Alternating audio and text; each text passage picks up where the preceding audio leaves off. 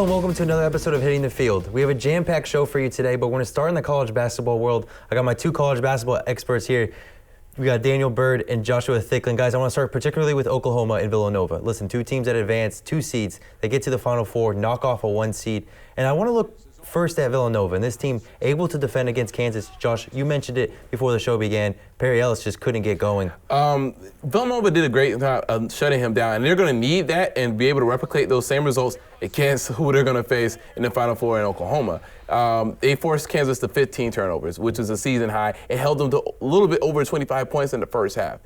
Usually we kind of note Villanova for their offense, but I don't know what happened, but in Elite Eight, they really were very aggressive on defense. And offensively, they also pushed the same memo. So that was what kind of really led Villanova to execute the way they did. And it's kind of funny. Villanova's all the way in the Final Four, and we're not sipping the Kool-Aid. We're not sipping the Kool-Aid yet. Yeah, I think one big thing that Villanova did right was get Devontae Graham in foul trouble, because in the first half, he was the one hitting the threes, getting to the basket pretty effectively for the Jayhawks. Yeah. And then once he kind of went out of the game, you saw Kansas offense kind of not collapse completely, but they definitely struggled getting the ball in the basket. You saw Wayne Selden Jr. go 0 for 6 from three-point range for the entire game. Like you said, Josh, Perry Ellis was pretty much non-existent the entire time. And I think I was surprised. That's my championship team, was Kansas. And I was surprised at how well Villanova dealt with their offensive power, because I thought this is a team that could really outscore just about anyone in this tournament, and Villanova did a great job. Yeah, Daniel, when we went over your bracket a couple of weeks ago, you had it right. You had these big-time teams in the tournament. Listen, all the 1 seeds had a chance to get to this Final Four spot. They didn't. We look at Oklahoma, Buddy Hield. Yeah. Josh, I want to talk about the Sooners and relying on Buddy Hield in the 3 points, 8 3-pointers in the game. How effective can he be in this Final Four? Buddy Hield showed why he will be the National Player of the Year for many publications across the country. 37 points. He has the second most points in NCAA tournament history through 4 games. Only Steph Curry has more. Mm-hmm. It's the first time Oklahoma has been to the Final Four since 2002. Right. Buddy Hield, for the last couple of games, has been able to take over in ways that we want to see on the next level. His game is very diverse. I thought it was kind of cool how he kind of shouted out Kobe. He said, blame it on Kobe. He saw Kobe in the stands. He was like, oh, man, I got to show out. And unfortunately, Oregon should have made sure Kobe did not get in the building, because Hield just completely took over that game. Daniel, we talk about relying on that 3-pointers. UNC is going to have to beat that Syracuse zone. Listen, that zone worked perfectly in the second half against the Cavaliers. Syracuse has figured it out as a 10 seed, now in the Final Four, the first 10 seed to be in the Final Four. Who do you have as your favorite in that matchup? I like UNC, and I had UNC in the final against Kansas, and I didn't think UNC would be able to hang with Kansas, but this is a totally different Tar Heels team than what I think we've seen all season. They've been just outscoring you simply. You just can't get close to them. I mean, 88 points in yesterday's game. They blow out Indiana. Indiana didn't have a chance when they stepped on the court in the Sweet 16 matchup. So I think I've been super impressed. And it's now not just Marcus Page who is this Tar Heels offense. Yeah, exactly. Bryce Johnson. A ridiculous game. I think he has 23 double-doubles this season, and kind of no one's really talking about him either. And no one looks like they can even hang with UNC at all. And I don't think Syracuse in this Final Four matchup will be able to get within 10 points. I know Syracuse has kind of proven everyone wrong so far in this tournament. I don't think it's going to be close. I think what really is going to decide is North Carolina controls the board. 32-15 deficit for on the boards for Notre Dame. They had more offensive rebounds than Notre Dame had defensive rebounds. You know, that's unheard of for like an Elite 8 matchup for any kind. Their presence down low is great. The leadership in Marcus Page, who, like, when you think about it, Marcus Page signed out to North Carolina when they were the #1 team in the country, and no one would have thought in his career, he thought he would be at Final Fours every year, you know? And this is the first one. You definitely see that his leadership was going to really, I think his veteran leadership was really going to prove worthy in the Final Four. I think it's interesting, though, you say that this, he's expecting to be in the Final Four all the time. This team is new to this Final Four scenario. So if Syracuse can keep this game close and put pressure on UNC like no team has in this tournament so far, I think that's the best chance that Syracuse has. Guys, who do we have in our national championship final? I have North Carolina and Oklahoma. It's plain and simple. Oklahoma has the best player in this tournament. Primetime players win national championships. I don't think that Villanova has the defensive power to stop Buddy Hield, period. And I think when it comes to the North Carolina side, they're too big, too strong, and their offense is too much for any team in this tournament to handle. Listen, Buddy Hield has proved that he can do both work on the defensive and offensive. Listen, scoring 37 points in the last game and then 17 points before that. So it's not so much that the Sooners rely on him, but we look over at North Carolina and Bryce Johnson, how much of an impact he's been. We talked about that before the show. Marcus Page been that second man to Marcus Page. So I really believe that we will see Oklahoma and North Carolina in the finals. Let's say that Syracuse does get there or has a chance to get there. What's going to be the difference in that matchup between just off the boards for North Carolina? You know what?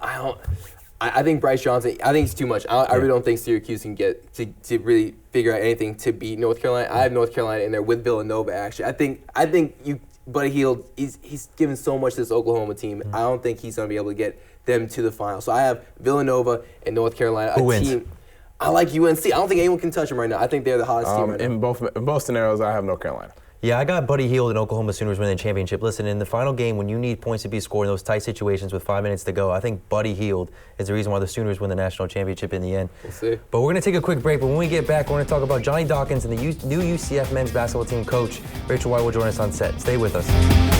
DC Comics brand new superhero collection. Oh no! Central City is under attack from Captain Cold. Luckily, the Flash is here to stop him. Captain Cold is no match for the Flash.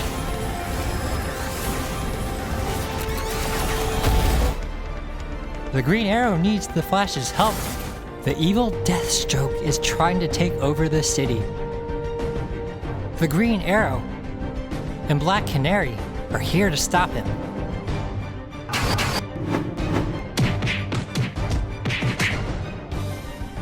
Deathstroke is too strong to beat alone.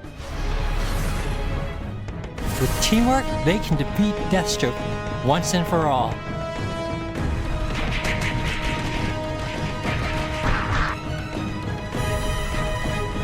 Our heroes have saved the city. DC Comics Superhero Collection. Each figure sold separately. Tonight on Deals After Dark. When I think of quality sunglasses, I think of boldness, but simplicity. And nothing provides both of those more than this set. Tonight, we have a pair of beautiful used matte black Oakley Holbrook sunglasses. These glasses offer an American frame accented with metal rivets and Oakley icons, perfect for buyers seeking performance and style. And do we have a deal for you guys tonight? For the next 40 seconds, that's right, 40 seconds, you have a chance to get your hands on this exclusive featured price of $110 or best offer. This deal, usually only available on Craigslist, could be yours for the 8 super easy payments of $13.75. Wow, I'm now hearing that we've actually gone down to one single pair. So if you're interested in this deal or any other products from our program, you can always log on to dealsafterdark.com or call us at 1-800-555-DEAL. Welcome back to Hitting the Field. The UCF men's basketball team has a new head coach.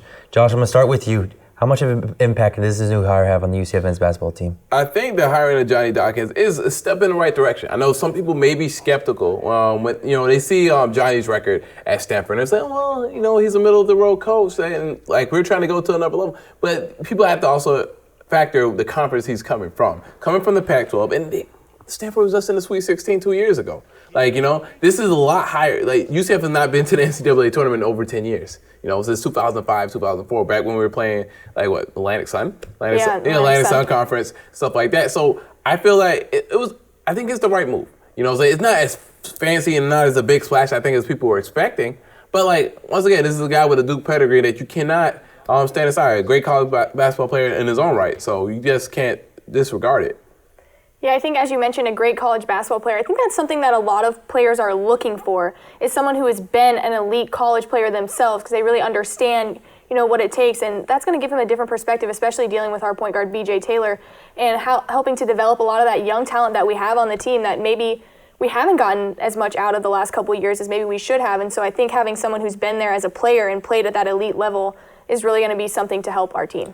Rachel, he mentioned that he's going to focus on the defensive side of the ball particularly. And Josh, you mentioned it before the show, it wasn't too long ago that he had Stanford in the tournament, deep into the tournament, taking on Kansas. So, Rachel, what are the expectations this first year as Dawkins as the head coach? I mean, I think we have a very talented young roster, and he's coming in early enough to still have plenty of time to groom them. We're going to get BJ Taylor back from injury. We're going to have Taco Fall in his second year. And so I think that the expectations can be fairly high because, he's going to be someone who's going to be able to develop these young players, and he's going to be getting in the gym with them really soon and working with them. That's something he said he's really looking forward to. And our conference, the top half of the conference was, solid this year, but we're really not that far away from getting into that top tier of the American Conference. And I think that Dawkins has a pretty good chance of taking us there. I think like Rachel said, the most important thing is development. Right. We have the talent to move up in this conference, and that's without a shadow of a doubt. What we really, really need to look at is how Dawkins. We're interested in BJ's development, obviously, but I want to see the development also Adonis. Matt Williams has in his final year. We need to see, and of course, Chance McSpadden. We have a lot of young talent that has to step up. And I think Dawkins is the right man for the job. Also, now we have bigger eyes on us. Now, with the Dawkins hire, it does bring bigger eyes.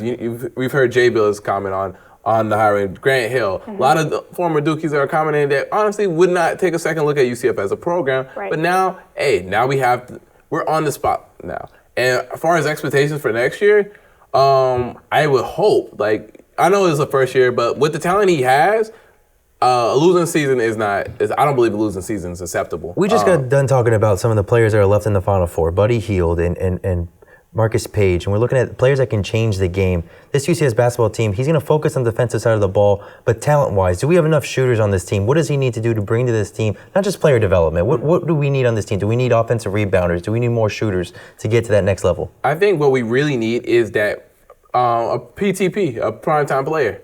We need that more than anything. I think AJ did a great job this year, slowly becoming that.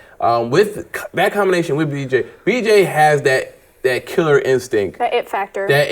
That we were talking about.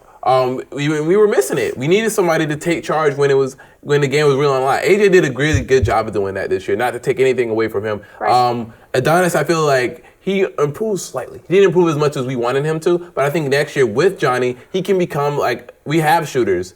That's one of those things that we usually have. Shooters is one thing we usually bring to the table. Yeah, we're not usually lacking that. But what we need to see is a bigger jump from year to year in the talent of these guys. We didn't see enough of a jump from year one, from year two for Adonis Enriquez. And a lot of other players, they just kind of stayed the same. We didn't see that. If this team's going to be successful, we need to be getting better every single game. And especially in this offseason, from season to season, there's going to be a very visible difference in the level of play. Rachel, I love that you mentioned that. Taco Fall, that big difference from year 1 and 2. What are the expectations for Taco Fall in the second year? Well, the new coach even mentioned that the other day about Taco, that you can't have someone 7'6" who you expect them to just stand there and not really do anything. He needs to be a focal part of the offense, at least in a sense that he needs to be considered an acceptable decoy. You can't just have him stand there, but if you never throw it into him and he never does anything, then he's not really a part of the offense. He's kind of just there. So I think something important with Dawkins is that he's going to take the talent that we already have and make sure we're actually using them in the right way. It is apparent that Dawkins and the rest of the UCF nation hope that this UCF men's basketball team can be relevant in the American Athletic Conference moving forward. We're going to take a quick break, but when we get back,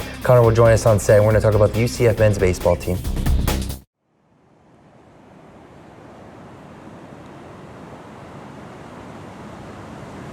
Experience, the sea, art, lifestyle, travel.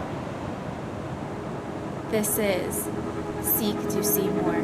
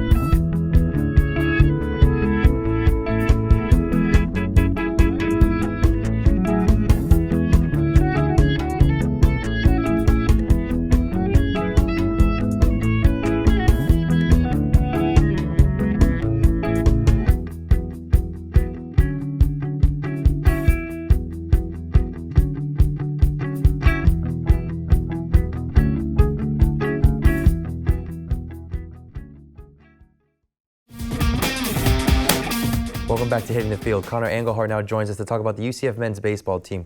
Guys, this team is coming off a sweep against Cornell, winning 16-0 last night. They're getting ready for the American Athletic Conference play this Friday against Memphis. Expectations coming into this play in the conference? I mean, expectations are about where they were last year, except maybe a little bit lower just because they're 15-11 going into conference play last year when they were ranked going in last year.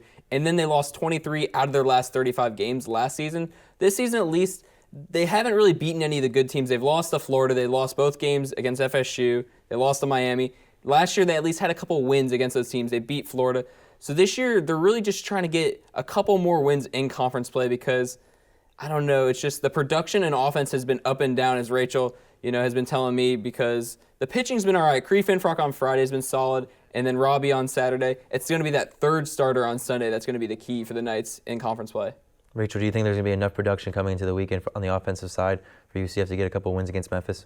I feel like it's really hard to tell. Like, we have games like Friday night where we scored 4 runs, but we only had 3 hits. So we really only scored those runs because of some errors on the Cornell side of the ball. But it's just hard to tell. Like, we scored 15 yesterday, but that's against the third best pitcher on a Cornell team that's not exactly known as a baseball program. So I feel like we're going to be facing a lot tougher pitching in the American Conference with Memphis and Houston and all these teams. So it's really just hard to know. We've just been so inconsistent and up and down that I'd really like to think that we're going to be clicking on all cylinders offensively, and certainly putting up 16 runs yesterday is not a bad sign, but it's just really hard to know. And we look at the offensive side. Connor, who are some of the players that need to step up when we come into the weekend? Honestly, I think Luke Hamblin leading off for the Knights, because anytime he's playing good, Ryan Kreil behind him starts outstanding. On Saturday, they started off the game 5 for 5, and they really just were getting everything going for the team because they had only scored 4 runs the previous night. So scoring 8 the next day, really the big key play on Saturday's game was Austin Griffin's 3rd Grand Slam of the season. He's been the biggest player for the Knights so far. He's moved up. He started off the season batting 5th, then he moved to cleanup, and then now he has 8 home runs and he's batting 3rd with 3 Grand Slams, 32 RBIs. So Griffin is the key player, but Eli Putnam has really been outstanding as well. And how good can this pitching rotation between Cree Finfrock and Griffin be? Very good. I mean, obviously Finfrock has started on Friday nights, and he's expected to be the guy. And he's certainly been pretty consistent this year. 48 strikeouts on the year, so he's obviously getting it done on that side. Howell, not as many strikeouts, but he's 5-0 on this season. His ERA is below 2. It was a 5.6 last season. So obviously he's really stepped up in that second role. And we've had a couple of guys in that third day starting spot, not do too bad for us, and that's going to be critical as we go into conference play, especially, McCoy was going to be that guy at the beginning of the season. He gets hurt in the very first inning he pitches. So I think the pitching has been really strong, and I think that if it can continue at this level, it's definitely going to be key in the conference. I definitely think that third role, though, going into conference play is going to be important because coaches tried a couple different people. Once McCoy went down, he brought in Thaddeus Ward. Ward really has been more of a bullpen kind of player, come in for an inning or two. And then Trent Thompson, I actually like him more out of the bullpen as well because he's actually really improved this season compared to last season where it's been opposite of Harrison Hukari. Yeah, I'm glad you mentioned that. The bullpen is definitely a little bit of a cause for concern. As you mentioned, Thompson has been very solid, but he's probably only a guy that's going to come in and pitch 1, maybe 2 games where they were expecting Hukari to be in that closing role, but he's just not looked like the Hukari of last season at all so far. So that's definitely a concern, and that puts even more pressure on the starting rotation to go deeper into the game and give the team a better shot to win. Hey, Connor, I want to end with this question. Have we done enough as far as strength of schedule outside of conference play to get ready for conference play this weekend? I honestly don't think so. I mean, they have, played against the teams in Florida, like Florida State and Florida, but they just haven't beat them. And then they've been scheduling these weaker teams. I know every season they start off against Siena. They always sweep them. Then you play against a Cornell team that has only really played now 13 games in the season. And LIU Brooklyn, it's just not enough. So I think for now on, Coach Rooney does need to set a couple more tougher games at the beginning of the year. Guys, where do we finish in the American Athletic Conference?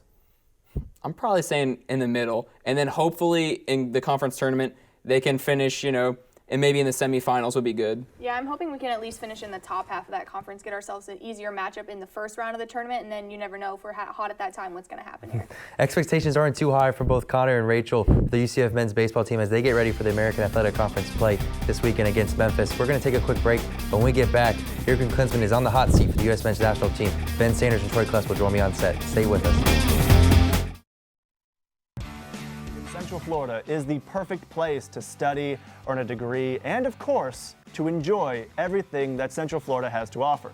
From theme parks to dinner shows and, of course, the movies, Orlando offers many unique and exciting activities to do.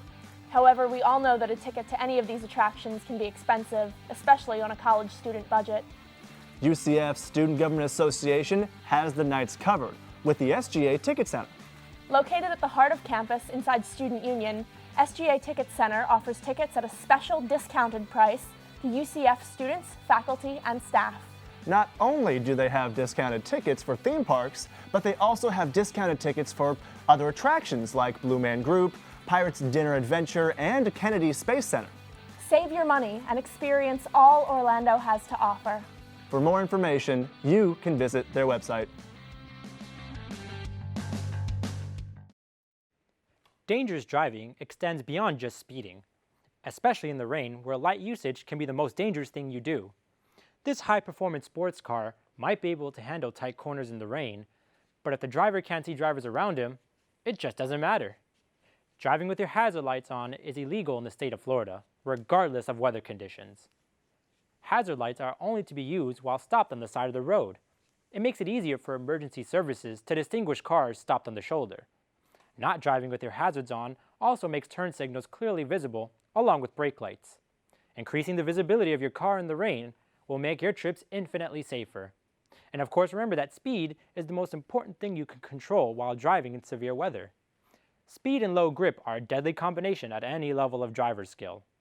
For more information, visit your local Florida Department of Transportation office or the website shown below. Control the roads and enjoy the journey.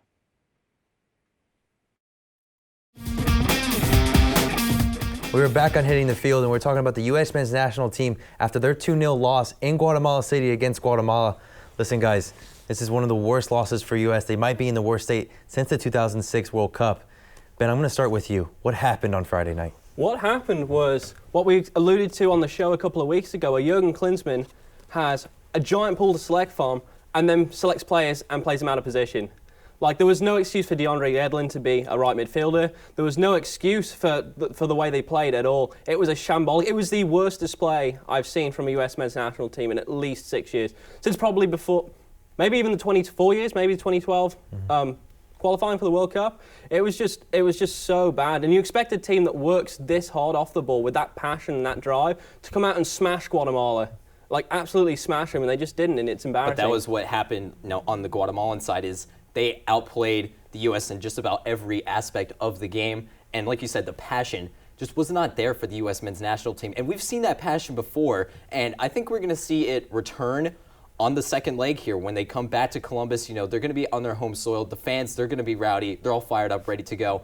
And I think they'll be able to get a result, but, they can't play it in any facet of the way they played on Friday. They cannot play like that if they're going to have any chance of qualifying for the World Cup, which is a pretty, it is a concern right now.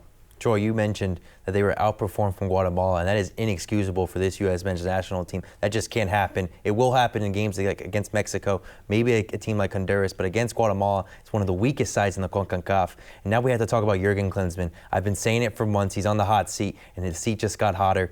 Why is he still the manager today of the U.S. men's national team? Well, because I think we've still seen some signs of brilliance under Klinsmann.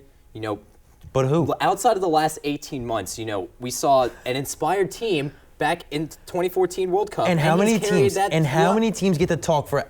Besides the last 18 months, their manager is still there. Listen, we look at Jose Mourinho. He gets out after the year he had with Chelsea last year. Okay, Rafa Benitez out at Real Madrid within months, and yet we're still talking about Jurgen Klinsmann after the those monthly decisions. Club football is completely different. Well, even on the international stage, like you said, it's an entirely different game, and Sonny Galati is not going to make an impulsive decision like Florentino Perez did or Roman Abramovich did. He's going to take his time. He wasn't going to fret over a 2-0 loss to Guatemala. If they lose on Tuesday, which is a big if, which I don't think they will. I think they'll get a result. But still, it'll raise a big question if he does not get any result. A tie may even do him in as well, but you still have to remember, there's still a couple more qualifying games left to go. And we've been in this situation before.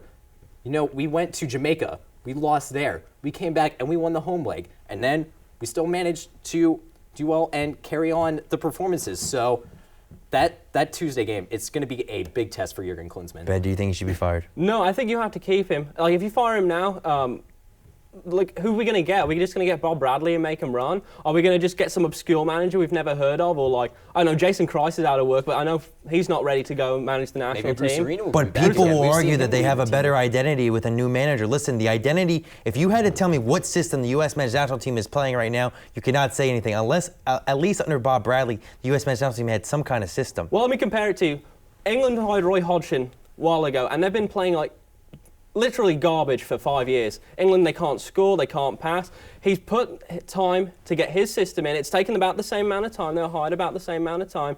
And look, he's got Dele Alli and Harry Kane, and he's found Jamie Vardy, he's found these players who can actually score. Jurgen Klinsmann, we need to keep him through the World Cup, but if he doesn't perform up and through that tournament, or if he doesn't get to that continent, hit the road, dude. And much like Jurgen Klinsmann, like Roy Hodgson, Jurgen Klinsmann found some good goal scorers in Jordan Morris and Bobby Wood, who, he was on fire in the Bundesliga, and we brought him in, and he only got a handful of chances because I think the midfield was probably the most disorganized I've seen it in recent times on Friday. Michael Bradley, he needs to, he's the true leader of that team. And if he was having an off game, the rest of the team was going to have an off game. Organization ultimately falls on the manager. Listen, we talk about what he's done to bring players in, but we're not going back to Jurgen Klinsmann. Guys, he did lose to Guatemala. This isn't a team that we expect to lose against. A 2-0 loss, which we had opportunities to score, but in the end, we didn't deserve the win. For me, I think Jurgen Klinsmann has to be out. Listen, regardless of what happens on Tuesday, we're still fighting for a semifinal spot in the CONCACAF to move on to a chance to get into the World Cup. So what do the U.S. need to do tomorrow to get a win at home in Columbus? Well, I think they need to put a true holding midfielder in there, because Guatemala proved that without a holding midfielder, the U.S. Michael Bradley was just getting boxed in and trapped to the wing, and then he's completely useless. So that I know Beckerman's old. Maybe he won't be in the 2018 World Cup, but he's going to get us to the 2018 World Cup. Hold him in there. We got to play Darlington Nagbe. I don't care what side we play him on. Nagbe is the key there, because we saw in that last 20-30 minutes on Friday, he was probably the spark for the team going forward. He actually brought, some consistency in the midfield. He was distributing the ball well and, not playing long balls every 5 minutes, which was, I think, the biggest detriment to that team. Is you can't do that, because any team, including Guatemala, they can sit back, they can defend that all day. They need to be more decisive, play down the wings, and get guys like Clint Dempsey and maybe even Alejandro Bedoya, give them better chances in the box, and they can put them away. 17-year-old Pucilic, too. Give him a shot.